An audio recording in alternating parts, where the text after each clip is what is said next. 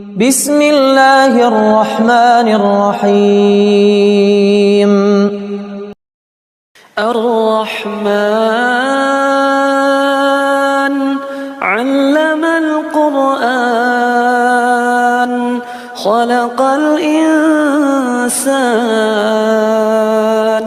علمه البيان الشمس والقمر بحسبان والنجم والشجر يسجدان والسماء رفعها ووضع الميزان ألا تطغوا في الميزان وأقيموا الوزن بالقسط ولا تخسروا الميزان والأرض وضعها